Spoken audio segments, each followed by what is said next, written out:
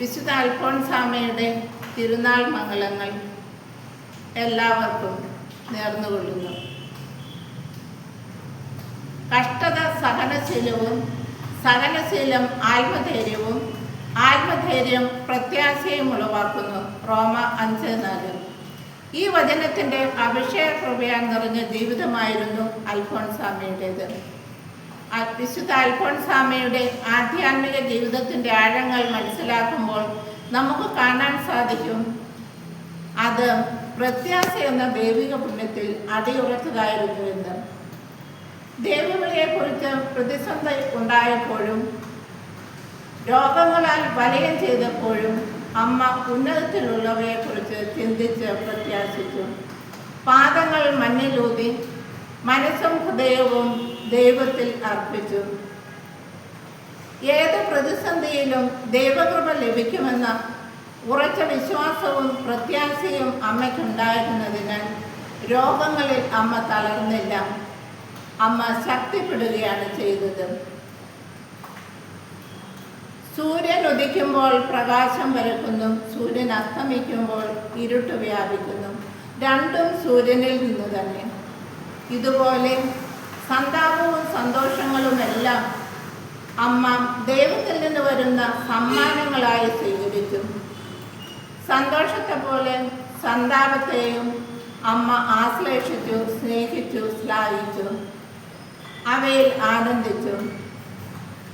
അവയിൽ പ്രത്യാശ അർപ്പിച്ചുകൊണ്ട് പരാതിയില്ലാതെ പരിഭവങ്ങളില്ലാതെ അമ്മ ജീവിച്ചു. വിശുദ്ധ അൽഫോൻസാമ്മ നമ്മെ ഉപദേശിക്കുന്നത് ഇപ്രകാരമാണ്: മുന്തിരിപ്പഴങ്ങൾ ചക്കിലിട്ട് ഞെക്കുമ്പോൾ അവ നല്ല വീഞ്ഞായി തീരുന്നു. അതുപോലെ കഷ്ടതകളാൽ നാം ശുദ്ധീകരിക്കപ്പെടുമ്പോൾ ദൈവത്തിന് ഇഷ്ടമുള്ള പ്രിയമക്കളായി നാം രൂപാന്തരപ്പെടുന്നു.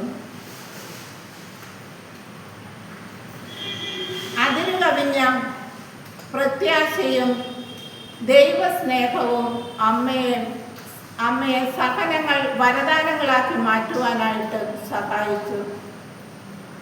കുരിശിൻ്റെ ഓഹരിയായി സഹനവും വേദനകളും അമ്മ പ്രത്യാശയോടെയും ദൈവവിശ്വാസത്തോടെയും സ്വീകരിച്ചു. പിതാവിൻ്റെ കരങ്ങളിലേക്ക് കണ്ണുമടച്ച് തന്നെ പൂർണ്ണമായും സമർപ്പിച്ചു.